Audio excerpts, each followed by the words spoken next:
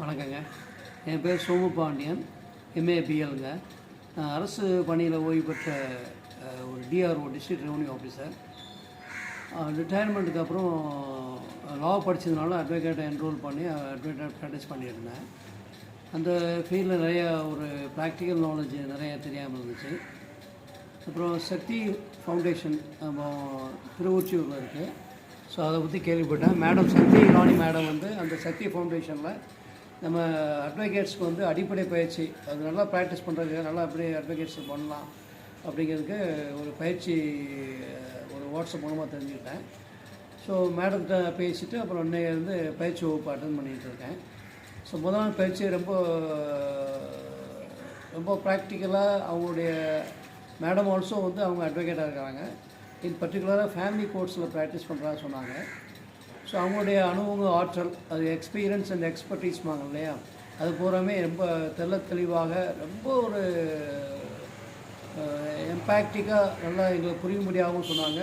எங்களுக்கு நல்லா ஆழ் மனதில் அது எங்களுக்கு நல்லா பதிஞ்சுது. ஸோ அதில் சில நிறைய இன்புட் சொன்னாங்க. அப்புறம் பார்த்தீங்கன்னா எடுத்தோடனே ஃபஸ்ட்டு சிஏ காப்பி அப்ளிகேஷன் சொன்னாங்க. அப்படி அப்ளிகேஷன் எப்படி ஃபில்அப் பண்ணணும், எப்படி ஃபைல் பண்ணணும், அர்ஜென்சி பெட்டிஷன் அதுக்கு எப்படி போடணும், அவங்கள அதில் ஏதாவது 3 டேஸில் கிடைக்கலாம், அவங்கள செரஸ்ட்ரார் அல்லது இன்சார்ஜ் மேஜிஸ்ட்ரேட் இருப்பாங்க, அவங்களுக்குலாம் எப்படி நம்ம அப்ரோச் பண்ணணும், அது என்ன பர்பஸ்க்காக அந்த காப்பி அப்ளிகேஷன் போட்டு வச்சுக்கணும் அப்படின்லாம் சொல்கிறாங்க. ஸோ நம்பர் ஆஃப் காப்பீஸ் நமக்கு எந்த கேஸோட இதை பொறுத்து எவ்வளோ காப்பீஸ் தேவைப்படுமோ அவ்வளோ நம்பர் ஆஃப் காப்பீஸ் போட்டு தான் வைங்கன்னு சொல்லியிருந்தாங்க.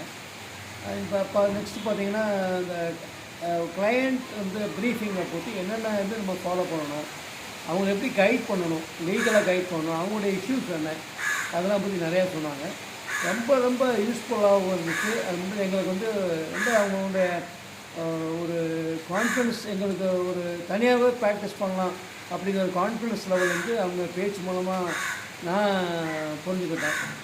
ஸோ ரொம்ப யூஸ்ஃபுல்லாக இருந்துச்சுங்க. அது மாதிரி இன்னொரு எனக்கு என்ன ஆசைனா, நான் ஒரு ஏஜ்டு மேன், 65 தாண்டின ஒரு மனிதர்.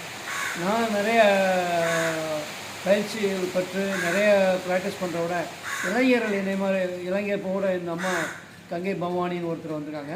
இன்னொரு இளைஞர் நண்பர் எனக்கு ஒரு மேகா ஞாபகம் அப்படி வந்திருக்காங்க.